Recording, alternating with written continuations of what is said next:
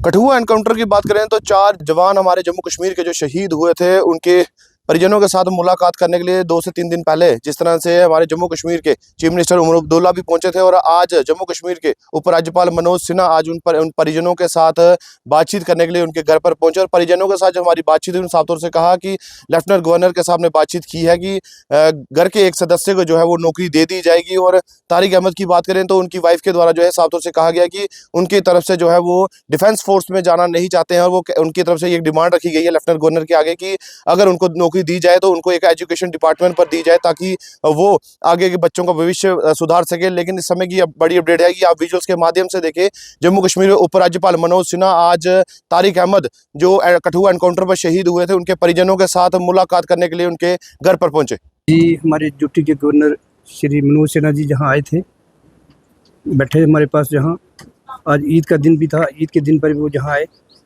तो उन्होंने family detail पहले पूछी, तो फैमिली डिटेल उनको बताई पहले मैंने। उसके बाद फिर वो उसकी मिसेज जो थी उसने खुद बोला उनको कि सर अगर आप मुझे नौकरी देंगे तो मैं बेल्ट फोर्स के बजाय एजुकेशन डिपार्टमेंट को प्रेफर करूँगी। तो उन्होंने शायद वो भी नोट किया है।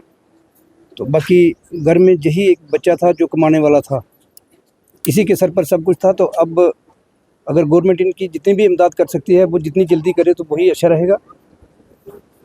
तो आपको क्या, मैं नहीं कह सकता कि एजुकेशन ही देंगे, ये अब गवर्नमेंट तक बात है, लेकिन इतना ज़रूर है, इतना यकीन भी है कि ज़रूर कुछ ना कुछ हमारी मदद करेंगे वो और उस बच्ची को नौकरी देंगे उसको। इससे पहले उन्होंने भी यही कहा था कि एक आदमी को फिलहाल हम नौकरी जरूर देंगे SR-43 के जरिए, तो एक को नौकरी मिलेगी। वो जो भी उसके डॉक्यूमेंट्स है वो आप जल्दी से जल्दी तैयार करें तो उनको नौकरी मिलेगी, जॉब मिलेगा। देखें, ठीक है, एडमिनिस्ट्रेशन का आना और ऑनरेबल गवर्नर साहब का आना जहां ज़रूरी भी था, क्योंकि ये हालात ही ऐसे थे कि सरकार की तरफ से ये शहीद जो हुए हैं उनके घरों में इनको जाना ज़रूरी लाजमी होता था। ये आइन भी है और हम शुक्रिया भी करते हैं एडमिनिस्ट्रेशन का कि उन्होंने मेरे साथ इस जगह तक, वहाँ तक जाने के लिए मुझे वहाँ सपोर्ट की है। पुलिस एडमिनिस्ट्रेशन ने भी सपोर्ट की है और सिविल एडमिनिस्ट्रेशन ने भी सपोर्ट की है, जहाँ तक कि DGP खुद वहाँ मुझे लेके वहाँ साथ वहाँ रखा था, DIG साहब ने रखा था। और आज डिवीजन कमिश्नर साहब भी आए हैं, मेरे ताल्लुकात अच्छे हैं इनके साथ भी, ऐसी बात नहीं है कि जहाँ परसों भी तहसीलदार साहब भी आए थे, SSP, सारी एडमिनिस्ट्रेशन ने अपनी तरफ से ये यकीन दिलाया है कि हम इनके लिए कुछ ना कुछ जो हमसे हो सकता है वो हम करेंगे। लेकिन करने तक ही महदूद नहीं होना चाहिए कि कम से कम वो ज़मीनी सतह पर इम्प्लीमेंट होना बड़ा लाजमी है, एक बात। दूसरी बात, मैं जहाँ से आपके माध्यम से मैं अपील करना चाहता हूँ, मैं इससे पीछे नहीं हटूँगा क्योंकि मैं हालात देख के आया हूँ कि गवर्नमेंट को चाहिए कि एक प्लान के तहत, एक ऐसी बात के तहत कि अगर फोर्सेस हमारे पास नहीं है, आपके पास हरियाणा पास है, आपके पास पंजाब आपके पास है, अगर कमी है फोर्सेस की, आप फोर्स उनसे मंगवाएं, आप भी देते हैं उनको। इस मसले के लिए कम से कम आपको यकीन से और ताकत से आपको आगे बढ़ना चाहिए, एक नंबर।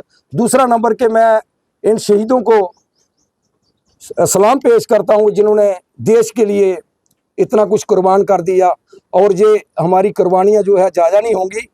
और एडमिनिस्ट्रेशन से यही मेरी रिक्वेस्ट है, पुलिस एडमिनिस्ट्रेशन से भी और DGP से भी मेरी अपील है कि वहाँ जो हालात के तहत वहाँ DSP साहब चले गए, इंफॉर्मेशन मिली उनको, तो ऐसा काम आप ना करें जिससे DSP साहब 4 आदमी लेके जाएं तो ऐसी हालात में वहाँ जाके हम लोग शहीद हो जाएं।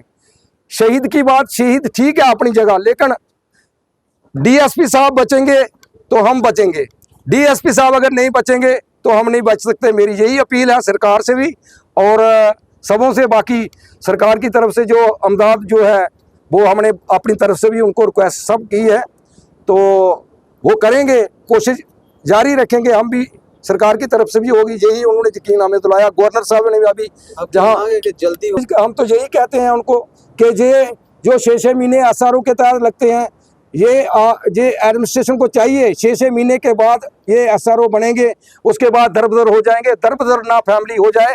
उनको कम से कम आप मौके पर आए हैं, मौके पर ऑर्डर होना चाहिए, मौके पर भी ये काम जो होने चाहिए, क्योंकि ऐसी शहादत देने वालों के लिए मौका होना चाहिए। ये मौका जो है, इस मौके पर इनको ये ऑर्डर मिलने चाहिए जो सरकार की तरफ से इनको सहूलियत हो। तो ज़्यादा नहीं मैं कहते हुए मैं एडमिनिस्ट्रेशन का भी शुक्रिया करता हूँ, आप मीडिया वालों का भी शुक्रिया करता हूँ सबसे ज़्यादा, क्योंकि आपने जो ये बात पूरे देश तक साई ओम पावर सिस्टम लाए हैं एक्साइड ई रिक्शा पर होली व नवरात्र विशेष छूट ऑफर। इन दोनों पर अब मिलेगी 31,000 रुपए की विशेष छूट, जिससे अब एक्साइड नियो भारत हो गया है सबसे सस्ता e rickshaw. Exide neo Bharat मिलेगा अब मात्र 1,60,000 रुपए में, जबकि एक्साइड ई रिक्शा मिलेगा 2 लाख रुपए में। जेके अपडेट पर इस विज्ञापन को देखकर आने वालों को मिलेगा विशेष गिफ्ट, तो देर किस बात की, जल्दी कीजिए, ये मौका कहीं छूट ना जाए। साई ओम पावर सिस्टम लाए हैं एक्साइड नियो ई रिक्शा अब नए रूप व स्टाइल में, वो भी पहले से अधिक दमदार। एक्साइड नियो में अब आया है बड़ा डैशबोर्ड, वो भी एंड्रॉयड डिस्प्ले के साथ, USB charger with powerful sound system के साथ, जबकि एक्साइड नियो अब आ गया है लेड एसिड के साथ लिथियम बैटरी में, जो देगा आपको एक बार चार्ज करने पर 130 किलोमीटर माइलेज। 1200 वॉट की पावरफुल मोटर हर चढ़ाई को बनाए आसान, पावरफुल शॉकर व बेहतरीन सस्पेंशन, फ्रंट में अधिक पावरफुल शॉकर, नए मजबूत अलॉय व्हील, अधिक रोशनी वाली हेडलाइट व इंडिकेटर, मजबूत रूफटॉप कैरियर, जबकि यात्रियों की सुरक्षा के लिए राइट साइड प्रोटेक्शन। वहीं यात्रियों के साथ सामान ढोने के लिए एक्साइड नियो बन जाएगा पहले से बड़ा, चढ़ाई चढ़ने के लिए हैवी गियर व अधिक पकड़ वाली हैंड ब्रेक, यानी एक्साइड नियो ई रिक्शा अब नई लुक के साथ आया है नए फीचर्स में। तो देर किस बात की, आज ही आएं और ले जाएं अपना नया एक्साइड नियो ई रिक्शा।